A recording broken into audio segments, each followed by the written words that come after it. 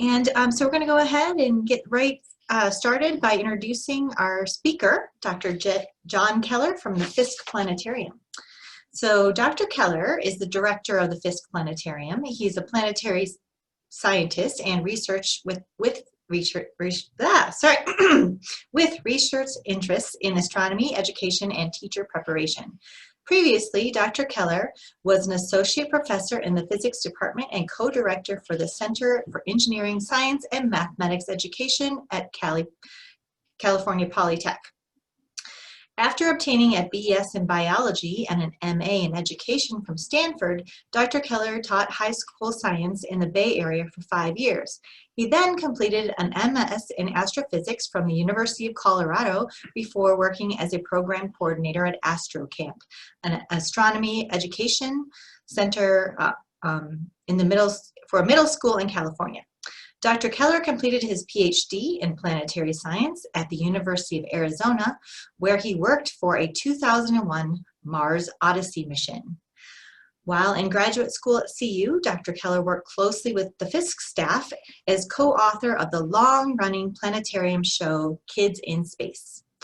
Dr. Keller is passionate about sharing the universe with individuals of all ages and most graciously hosted Boulder Rotary Club members for a rotation day at the planetarium, and our members couldn't stop talking about what an educational and fascinating presenter he is.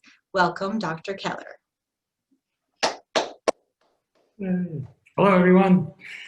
Thanks so much for having me. I'm excited to be here. Richard Irvin has been talking with me about this for the last 1.5 to 2 years, and it's only now in the days of COVID that we were able to make it happen. But I'm very excited to share with you kind of some updates on where Fiske is, as well as some of the work that I've been doing at the University of Colorado Boulder. I also want to compliment you all on sharing your screens. I teach 150 undergraduates every week in an ancient astronomy class, and I usually get about 30 to 40% of my students sharing their screens, but you guys are much more screen photogenic than my students are willing to be in the classes that I teach. Can you all hear me okay? Doing all right? Great. So I'm going to go ahead and share my screen just to provide you with a couple of quick slides, and we'll go back and forth between this and some other videos that I want to share with you. But I wanted to basically provide you with an update on where Fiske is and the exciting projects that we are doing now and that we hope to do once we are back and open to the public. The vision and mission at Fiske Planetarium is to innovate immersive educational experiences that engage, inspire, and build inclusive community. And so since I've been here for the last 3 years, we've been really focusing on ways we can do cross-curricular and immersive experiences for both students and for the public that will make Fiske really feel like a home of Boulder, a place where people can come to Boulder to learn about science, to learn about culture, to learn about society. We have, as you may or may not know, a planetarium with a very nice large geodesic dome outside. We also have a scaled model of the solar system, and this is the old placement of that scaled model of solar system sun. But I'm happy to report that we're actually updating the entire scaled model this coming spring. And so by next summer, we anticipate having an entirely brand new scaled solar system model that's built off of the model at the mall in the Smithsonian in Washington, D.C. And so we'll be bringing that to the campus and unveiling that this coming fall. Inside of our geodesic dome, we have the largest theater between Chicago and Los Angeles with a 65-foot dome that seats about 207 individuals during times that are not COVID. We currently host 25 individuals. And so I've taught my students in the planetarium this semester. We have it socially distanced with masks and flags on the seats you can sit in, but our current capacity is 25. So we're looking forward to the day when we can go back to 10 times that, but for right now we can host 25 successfully. We do have a state-of-the-art 8,000 pixel by 8,000 pixel at 60 frames per second projection system. And we're the only place in North America with a megastar projection system. This is a second projection system that actually can project 10 million stars and the Milky Way up onto the dome. But our Milky Way with megastar is actually pinpricks of stars. So it's not like a fake Milky Way, it's actually the stars of the Milky Way making it look like the Milky Way. So it's a very nice facility. It's also the largest planetarium on a college campus. And as such, what we're really excited about for Fiske is how immersive it can be. So you're seeing here a picture of one of our navigators in the back console, and a picture of the dome in front of that navigator, showing the International Space Station flying over the audience that's in the theater.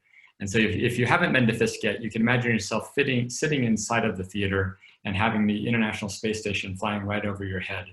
What really planetariums are best suited for providing these shared virtual reality experiences where the entire audience can feel like you're immersed in a planetarium environment. We were very excited to be producing our first ever live interactive musical about the Voyager mission on March 13th until March 22nd. And so Sadie and Ricky Coates, two actors who travel around the world doing STEM theater, they have a theater performance on calculus, they have a musical about Tesla. They had actually written an entire musical specifically for the planetarium that we practiced all of the first 2 weeks of March. And on March 13th, we were ready to open to the public for our live musical about the Voyager mission. And as you all know, March 13th was not a good day to start a show. So this is the day that Colorado closed. We sent all of our students home as remote learners, and so we weren't able to produce this show due to COVID.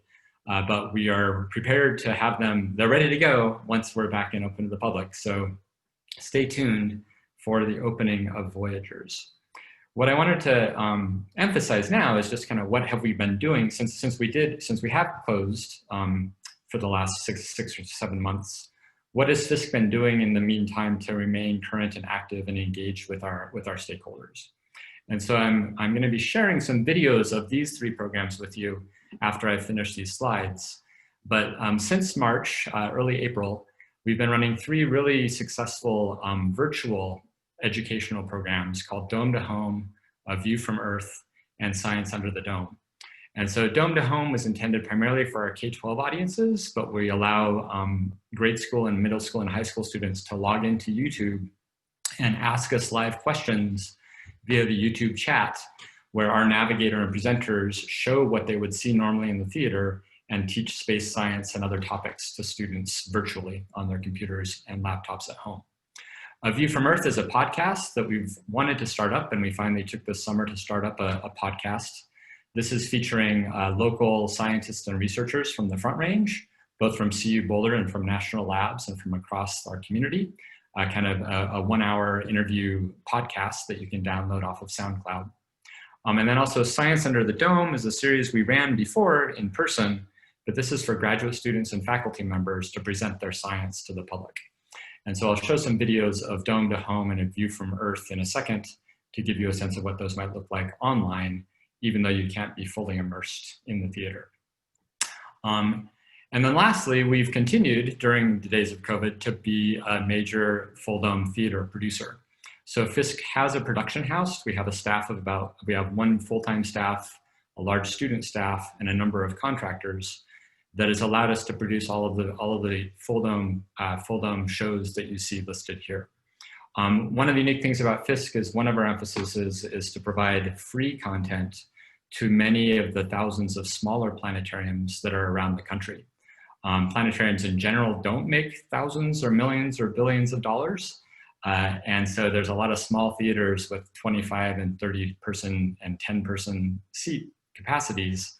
And we've provided all of these videos to those planetariums for free, basically using grant funding and grant funded opportunities from the National Science Foundation, from NASA, and from other organizations.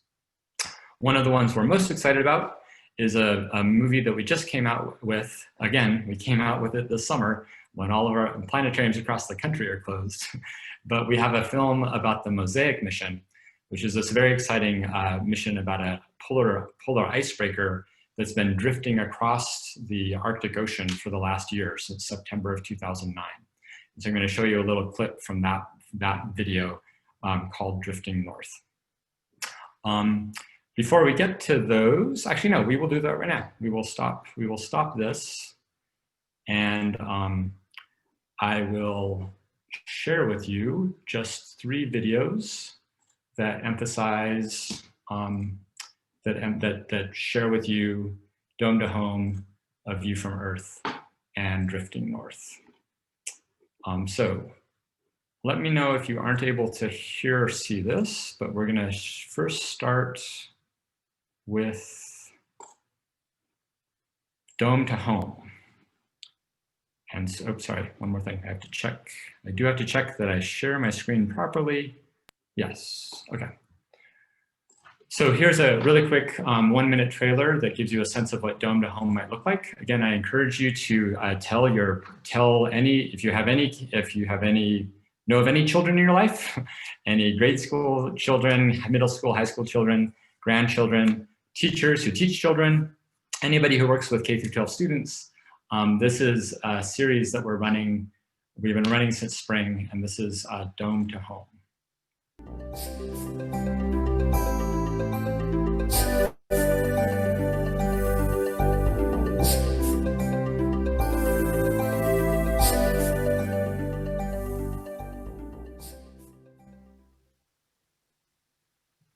Perseverance, continued effort to achieve something despite obstacles or challenges. Few things are as challenging as landing on another planet, but NASA's newest Mars rover, aptly named Perseverance, is doing just that. But what's so special about Mars? Join us as Dome to Home returns this fall with a special focus on exploring the Red Planet. Each Wednesday at 1 p.m. Mountain Time, we'll bring you a live look at the latest in Mars news and research controlled by Fiske Planetarium navigators like me. We'll cover topics like Mars's history and possibilities for liquid water, its climate, things like winds and storms, and its potential for life in the past or the future. This 12-part series complements NGSS learning objectives for 4th through 8th grade and kicks off on September 16th on the Fiske YouTube channel. We hope to see you there. Hi, Jeremy. So you can see from that, basically, we're providing students with, oh wait, I'm gonna see another movie's gonna start. Sorry. You can see from that, we have the presenter in one box, a navigator who's controlling live in another box. They're doing this live in real time from 2 different locations. On the left-hand side is the circle within a sphere, a circle within a square, which is what the entire planetarium environment would be. And we interact with the individuals in the class via YouTube. And so this is an opportunity for us to continue to provide programming to our K-12 audiences. Could you guys hear that and see that okay-ish? Okay. So let me also share with you another quick promo about A View from Earth. So this is movie time. This is like the get out your popcorn to get ready for the main feature. Here is A View from Earth.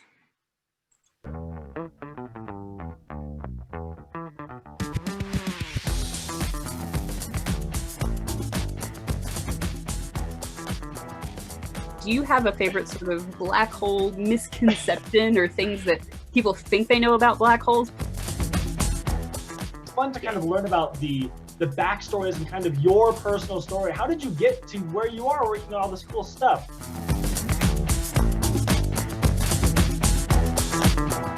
You know, the universe is a very dynamic place, and we as astronomers, part of what keeps us going is our curiosity. We're one of the fields that readily states our ignorance. You know, dark matter, dark energy, black holes, these are huge, huge undertakings that we have huge voids of knowledge on.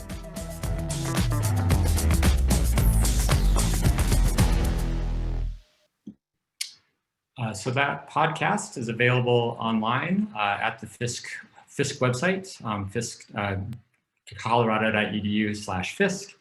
And again, we're doing weekly podcasts that feature local science and local activities. Last piece to share is so both of those were kind of static 2-dimensional images. We have a third product for showing films. And so I mentioned the Mosaic movie. Let me start sharing this and I'll talk more loudly over what you're going to be saying. But you're now in a YouTube channel. And if I make it large here and start playing this, we've created an environment, a virtual environment, that if you have an Oculus Rift headset, you can actually download this in VR. And you can sit down in the Fiske Planetarium with your headset and look around, and you're actually in the theater. Not everyone, including myself, has an Oculus Rift headset. And so you can also scroll around on your screen. I'm gonna basically just start this right now. And you can see that here is our theater with the stage and the seats and the back console. If you've been to Fiske before, back there. If you look down, here's the bottom of the, we have our projection system. And you're spinning around here. And then if you look up above you, your screen that you normally would see if you were sitting on there. So this is the introduction to our film. So we'll just watch it 1.5 minutes.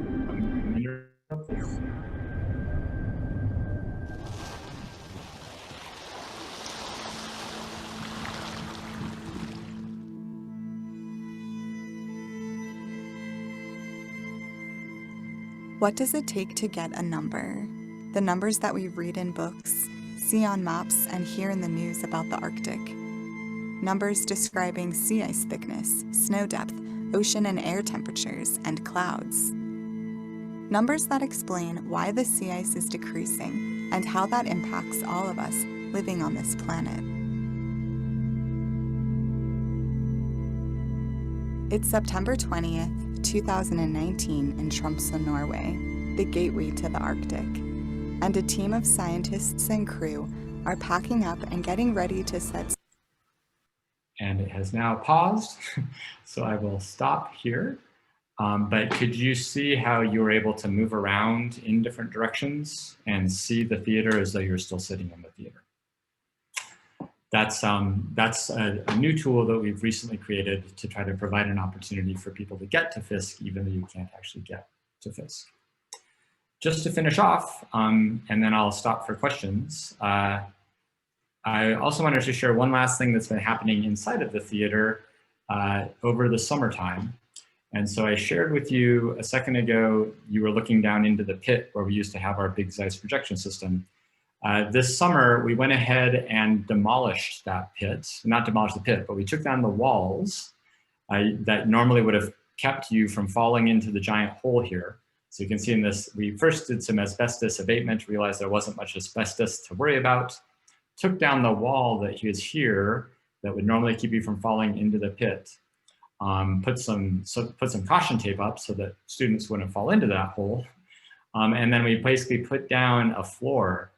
You can see here the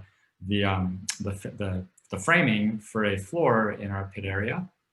We then put concrete block on top of that, put carpeting on top of that, and then have installed a plexiglass trapdoor box, which is where our Megastar projection system is gonna be used. And so this is the inside of the new theater. You can see just how much it opens up the space, because that hole was just an empty hole that now we can actually move around and walk around. We are intending to have campovers and sleepovers for kids where they can pitch their tents and have the stars over their heads. We think this will be a very nice dance floor. If we can actually have non-social distance dance events. And Megastar with our R2-D2 inside of it will still be available and accessible inside of this trapdoor box in the middle of our theater environment. And so that is the end of my slides on things that are going on with Fiske. I'm open to, I also have some slides. I have 5 minutes of slides about my research and citizen science, but I'm sensitive to time. So I'll leave a cue if you'd like me to stop here for questions about Fiske, or if you'd like me to share a little bit about citizen science. Just let me know which way you'd like me to go.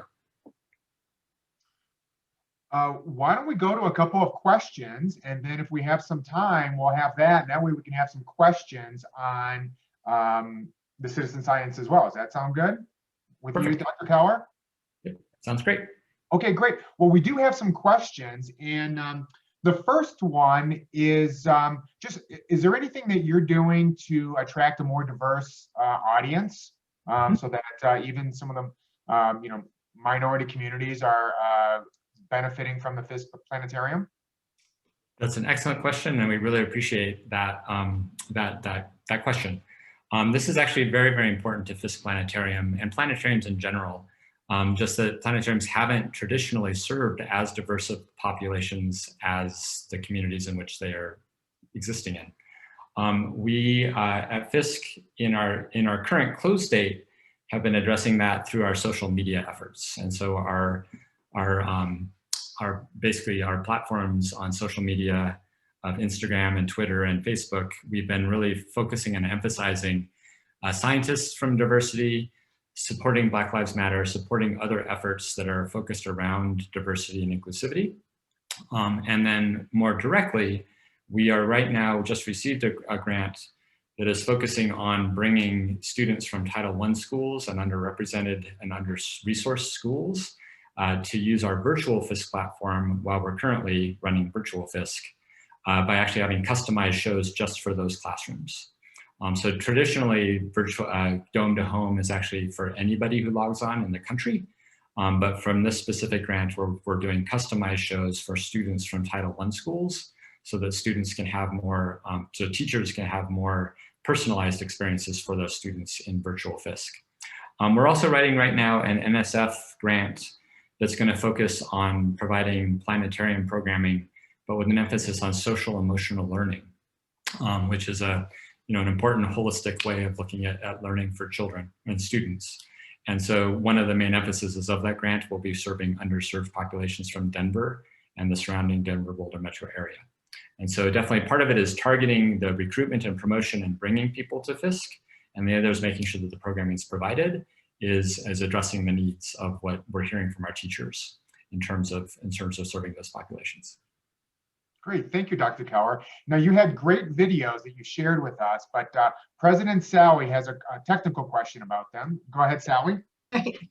Yes, thanks, Dr. Keller. So my birthday's coming up here, so I want to know, how can I get an Oculus Rift headset and what exactly is it? You can get it online, but basically it's a virtual reality headset that will go over your face with a strap around the back of your head, and it will respond to the motion of your head to then show different things as you're moving around. And so this is basically a personalized virtual reality headset that can make you feel like you're in an environment. You basically, as you look around, I wouldn't be standing in my house here I would be, standing on the moon or standing on whatever environment has been created for you by the software programmers. There's a couple of really nice stores in Boulder that already have like demonstration spaces where you can try out virtual reality.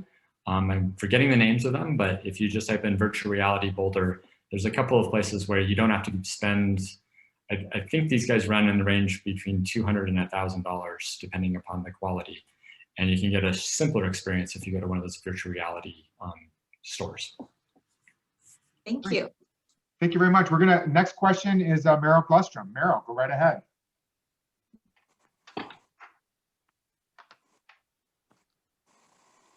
Meryl, go ahead and unmute yourself. Thank you, Mike. Thanks for speaking to our club, Dr. Keller. My wife and I love the Fiske Planetarium. Now, I have a movie-related question, and I hope you've seen the film. It's Rebel Without a Cause with James Dean, Natalie Wood, and Sal Mineo. Yes. Right. I lived in San Luis Obispo and drove past the crash site of James Dean whenever I drove east. A wonderful movie. And my question is, how do you see, first, the LA Planetarium and its state-of-the-art, at that time, video projection system? And second, could you comment on the existential omnipresent lecture that's given in the planetarium to the students and how it fits in the philosophy Nicholas Ray is trying to get across to 1950s audiences, but also to us today? I can't, okay, this will be a simpler answer to a very complicated question. Yeah, I mean, so the Griffith Planetarium in Los Angeles is very prominently featured in that film. And planetariums in the 50s were the virtual reality of the 50s, right? That was the most current technology of the day. that you couldn't get anywhere else. And so this is really was transporting audiences at the time to really dynamic places. Your comment about the ever-present lecture that happens in planetarium is actually one of my biggest concerns about planetariums personally, because as we know from educational theory, when you actually have people talking to each other, interacting, doing things, they are more engaged in their thinking and their conceptual change than just listening to somebody talk to you. And so I have struggled a lot with sitting through plenty of planetarium shows where the visuals are amazing, but you're just talking to me about the visuals. And so when I teach my classes at the planetarium, I tend to try to make sure that I'm bringing up the lights literally every 5 minutes or so for an actual discussion and interaction with my audiences before I bring the lights back down again and show the next feature, asking questions. I have a great activity with the petals of Venus where I actually have my students predict where they would see Venus on a given night and not just be taught where Venus would be on a given night. And so I think it's important in any learning environment, even if the technology is powerful, you need to make sure you're interacting with humans on a human basis. And then the third space is that, right, we aren't in the 1950s anymore, right? It's now 2020.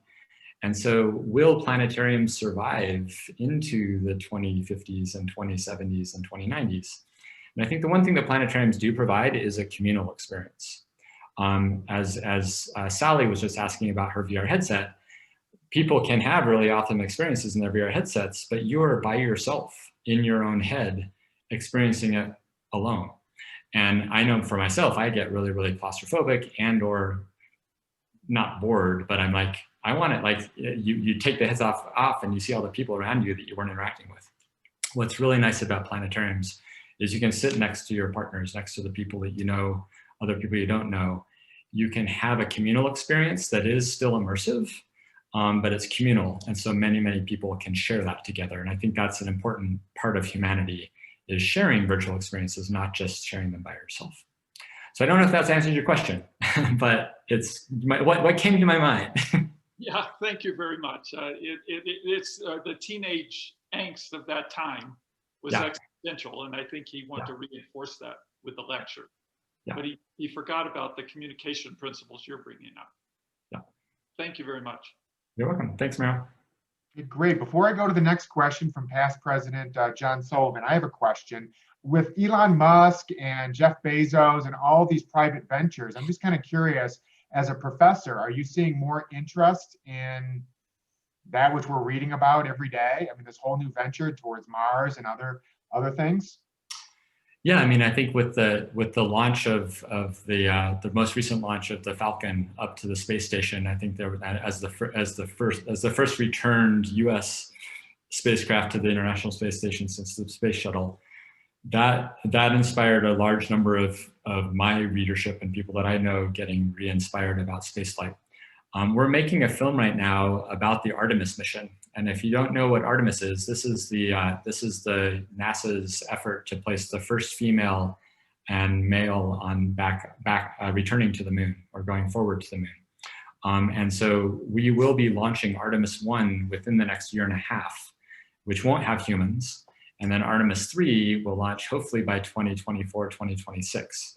And that will have the first humans that will land back on the moon. And so I think that we are entering into this phase of human spaceflight again, not just to the space station, but to the moon. Getting to Mars is a lot harder. It turns out there's a lot of space radiation between here and Mars, and people get really sick. They get radiation poisoning, similar to cancer treatment, right? Because you don't have the protection of the Earth's atmosphere and the Earth's magnetic field. And so we have a lot of technical challenges of getting humans onto Mars, but that is getting to the moon is the first step of addressing a lot of those challenges. And so, yeah, I mean, I think that with human spaceflight to other planets, there's clearly going to be increases in enthusiasm for that. There's also, challenges with that are being addressed and faced on a daily basis. Okay, great, thank you. Past President John Sullivan, you have a question? Go ahead and unmute yourself. Yes, thank you for a good presentation, Dr. Keller. My question's probably rooted in childhood nostalgia about what I learned about the solar system, but I remain disappointed about Pluto's demotion from planetary status, and it seemed like if it ain't broke, don't fix it approach to this. And I'm wondering if you could provide us with a little more insight about why this happened. Well, so that's actually my research interest of study, is the outer solar system. I work closely with Dr. Mark Bowie, who works at Southwest Research Institute on Walnut Street here in Boulder. Mark dedicated the 40 years of his professional life to studying Pluto. And he was clearly one of the advocates against demoting it from a planet to a dwarf planet. He also has indicated to me and emphasized in many public audiences that the word planet is still embedded in the word dwarf planet. And so even though Pluto is currently now called a dwarf planet, dwarf planets are still planets. They're just slightly smaller than the 8 that we've recognized as the non-dwarf planets. As you know, the reason for this demotion was that there's actually about 100,000 objects out in the region of Pluto that make up a place called the Kuiper Belt.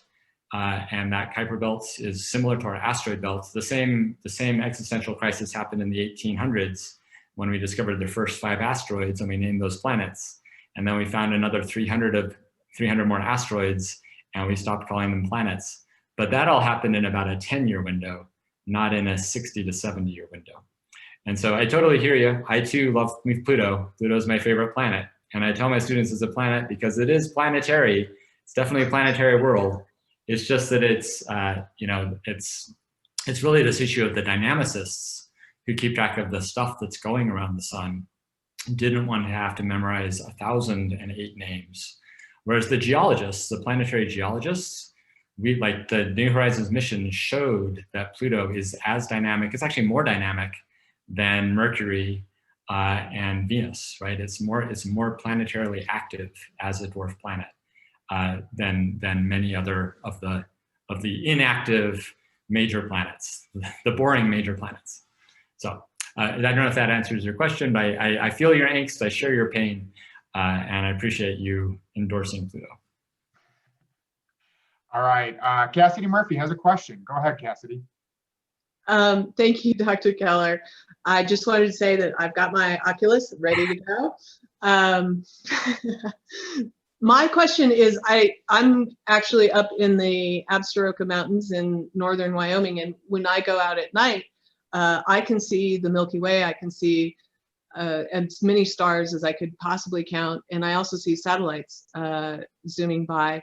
And I'm wondering if you, in your research and your work, if you're concerned about the network of satellites that Tesla is going to be putting up for the access to internet throughout the world, and if that's going to affect your work as you go forward. Yeah, so thanks, Cassidy. This is in reference to the use of space for various technology and communications purposes. And there are many, many more networks of small satellites that are being launched by Tesla and Google and other organizations. You probably have already started to notice this, perhaps, by just noticing these crazy flashes of like 20 things flashing all at once and then disappearing. And those are very much more common when they're first deploying the network, when they first launch the satellite, and then the multiple microsatellites all come out together, and then they gradually disperse into their orbits. The main impact that it's going to have for astronomy is that we typically do long exposure imaging of the sky with our ground-based telescopes. I use the Apache Point Observatory 3.5 meter telescope, and there's much bigger scopes that other people use at CU Boulder and across the world. And if you're doing any long duration integration, the chances of an object passing through that, I mean, we've already had this happen since we've had satellites, but that's only going to increase. And so there will be some compromised imaging from ground-based observers where those satellites are passing through your images and changing the flux of light that you're measuring with your telescope. You're trying to study a galaxy that's far away with X number of photons, and you get another 5 million photons from this reflected solar light from the satellite. You have to retake the picture. I don't think we're going to get to a point where there's so many satellites that the sky is white, right? That it's reflecting all of the sunlight back at us. But, you know, never say never. And so it is definitely something that astronomers are concerned about. But then there are also the sociological benefits of what if everybody in the world did have internet access and you weren't restricted to, you know, whatever the carrier providing that access to you is in your geographic location. Great, thank you, Dr. Keller. Before we go to Bill Anderson for his question, one thing Cassie didn't tell you, she happens to be my wife, is that I got her a telescope for her birthday, and we took it up there, and we found that as we got older, we didn't use it much because we couldn't stay up late enough for it to get dark for us to see all the things. So that was a real problem.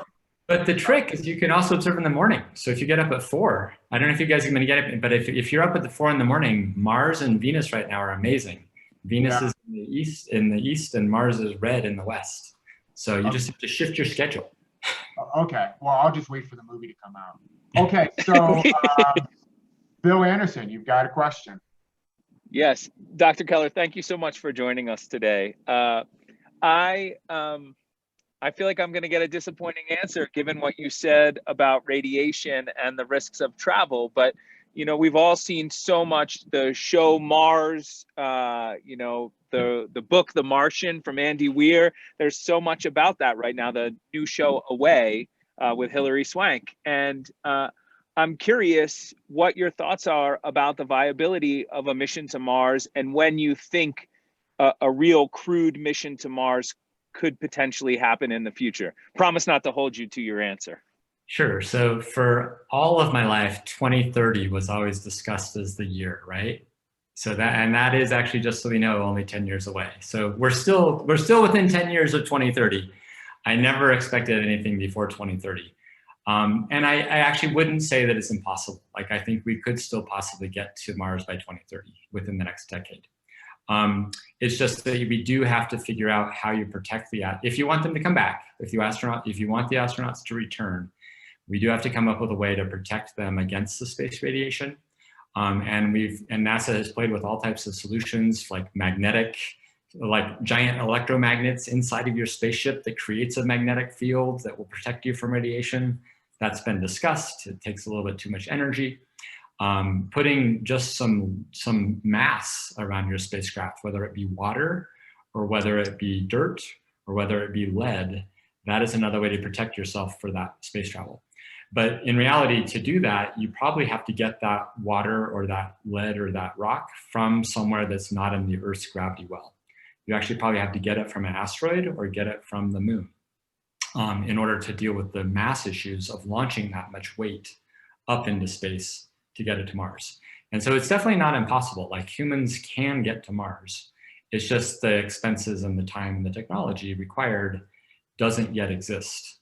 Whereas the technology for getting to the moon does exist. We've been to the moon and we can get back there. And right now, very many aerospace industry partners are working on the technology you would need to keep your astronauts safe getting all the way to the planet and back again. So is that why in the show Away, they kind of launched the mission from the moon? Was that some effort to be more realistic? Yeah, that's part of it. Part of it is you're launching from a place that you've already spent a lot of energy to get your stuff up above the Earth's gravity well. And now you can then take that and do a second launch to get to Mars. For economic purposes, most likely. Now, Dr. Keller, I'm just curious, have you reached out to Matt Damon? Because he did come back. I saw that in the documentary. Yeah. You asked him for some tips. Well, which version though? Which version did he come back in? The book or Good point. Yeah, well, the one I saw, because I like happy endings. So NCW has a question. We're going to go to NCW for a question. And then if you're still okay with it, Dr. Keller, would you mind sharing your citizen scientist slides? I'm happy if you have time. Yeah. Yeah, we absolutely, for something like that, absolutely. So NCW, ask your question. Thank you very much, John, for being on Rotary here today and sharing this. The Northern Lights is like one of my favorites. One day I will see it. But I wanted to know from you is who is actually supplying Fiske Planetarium with all your photos and everything that you're teaching the children and all of us about what's going on in space, like the Milky Way, when you were mentioning at the International Space Station, the planets, and locally, you know, doing things on Antarctica, like ice movements, and I saw one on the Ring of Fire with the volcanoes and stuff, and of course the Northern Lights and stuff. I mean, do you have a film crew? Fiske Planetarium has it, or you're just getting a lot of from different film areas? Yeah, it's definitely both. We have a system called SkyScan Digital Sky 2, which is provided by a company in Maine, or sorry, in Vermont. And so we purchased that when we went to our digital upgrade, and the video assets that come with our ability to fly anywhere in the universe is part of that software. We also have purchased or had licensed to us various films that other full-dome production houses have made, like the American Museum of Natural History, and other full-dome filmmakers. But then we, since 2013, have started to make our own films. And so we both do film. We have a film crew that makes the films that you've seen in the NASA exploration spectrum. And then also just with a virtual camera, a VR camera, you can do lots of still photography imaging that we've had students running around all over the country, like just getting great panoramas of the Grand Canyon, of Wyoming, of other places that we can bring into the dome in an immersive way. And so I would say right now, I would say 1/3 of our content is self-produced and 2/3 of it comes from either SkyScan or from other production houses. Thank you. Yeah, thanks for the question. Beautiful. Oh, great. And then Dr. Keller, I'm not sure that we shared, but Matthew Shoup from the Mosaic Project actually spoke to us about 2 or 3 months ago. He was in Germany about to take off. So that was one of the benefits of having a Zoom meeting is we get, top-notch people like yourself and Matthew Shoup. So yep, we have a film producer on the ship with Matt right now who is going to help us make our second film. And if you don't know, the Mosaic Mission is ending on October 12th in just 10 days. And so they are coming home soon. This mission the year is up. and we get a preview version of that? Is that what I'm hearing? You just saw it. But yes. Not the preview, we get the early edition. That's true. General public. No, I'm just joking. Citizen scientist slides. You have some of those for us, Dr. Keller? Yeah, let me just take about 5 minutes to share with you really quickly another exciting project that I've been involved in since before I got to Boulder. RECON is the Research and Education Collaborative Occultation Network.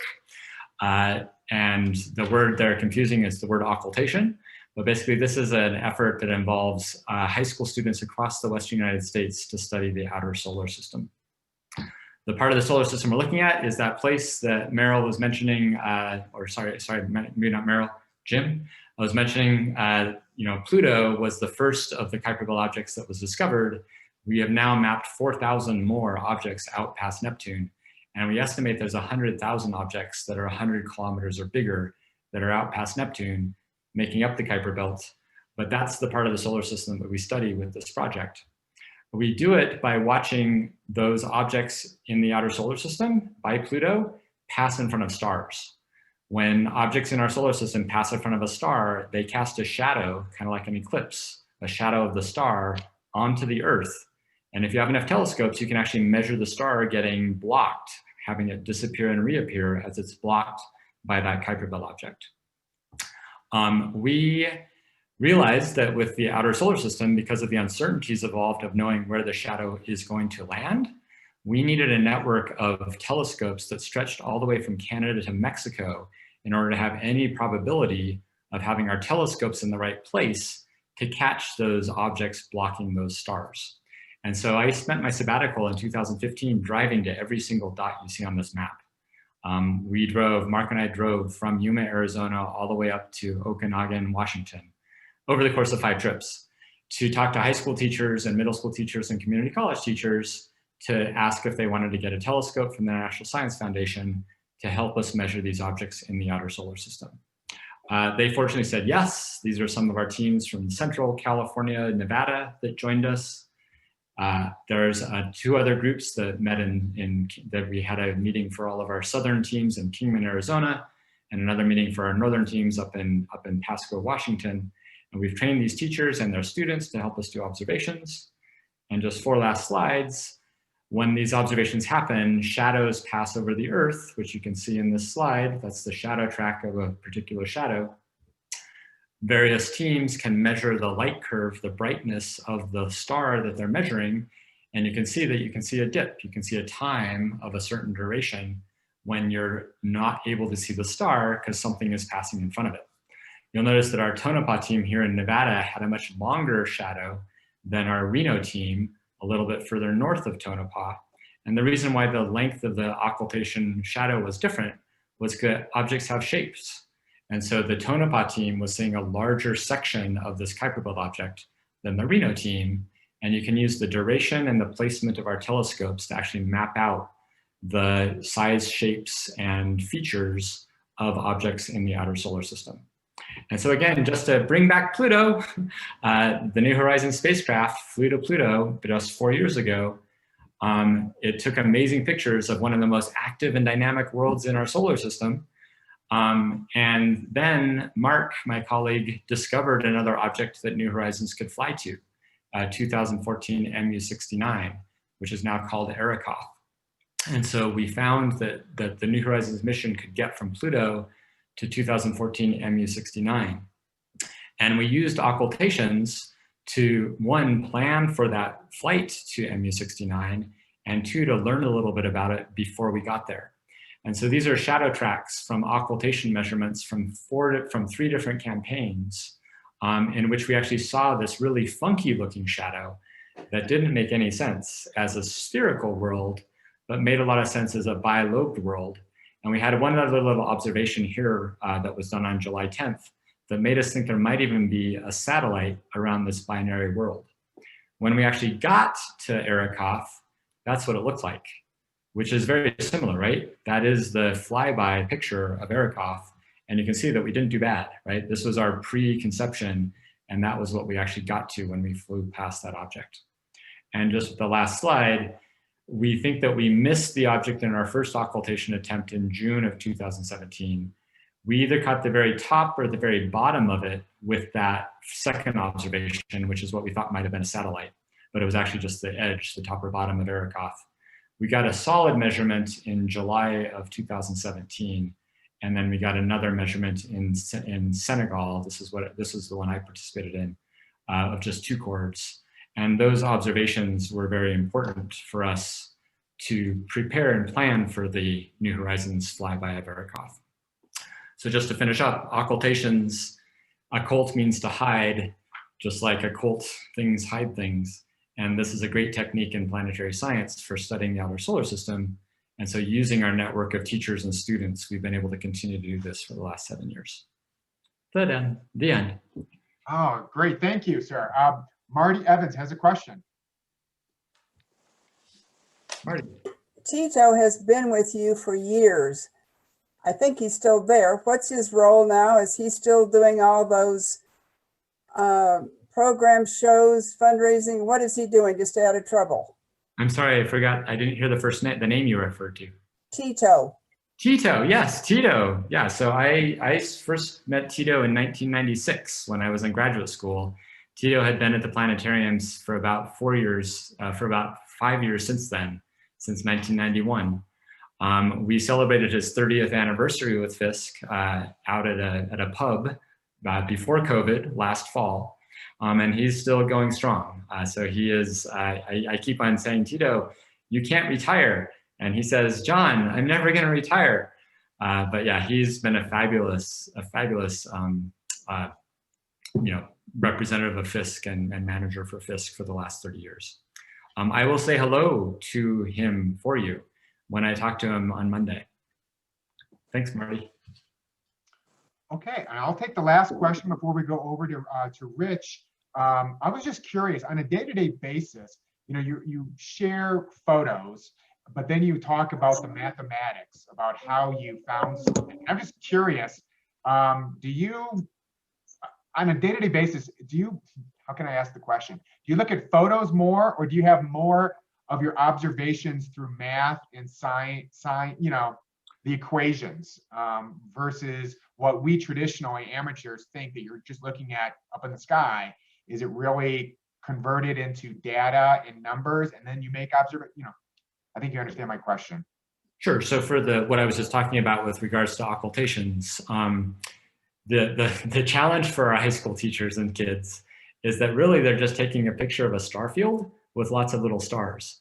And then one of those stars might disappear and reappear for a couple of seconds if we happen to be in the right place for the shadow track. So this is not like some impressive Milky Way, Andromeda galaxy, or a globular cluster, or some other like really pretty snazzy thing in the sky. It's actually just a star. When we actually take that data back to the lab, we're analyzing the data for its brightness. And so that is actually just calculations of the number of photons that we saw that then turns into a light curve that then turns into a model.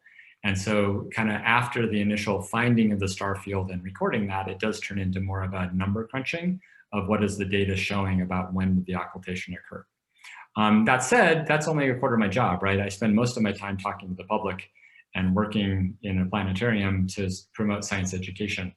And so I am in this beautiful space of like still doing some mathematical science, but also having a lot of great opportunities to just share the amazingly beautiful parts of the universe with the audiences that come to Fiske. So and that's unique, right? Not every person at CU Boulder in astronomy is doing that other piece as well. That said, there's other people that do beautiful picture things, but there's always some math involved because you're trying to quantify and get uncertainties in the measurements that you're making. Okay, great, thank you. Rich, would you mind, you're next. Want to say is, one thing I did want to say is that I think it's really great to have a membership to Fiske Planetarium. We've gotten one already, and it opens up a lot of doors to have a membership from Fiske.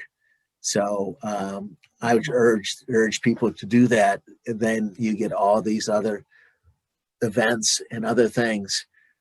And as you can tell by the number of people enjoying these things, there's a lot of interest for all of us in that, and it opens doors, and it's good.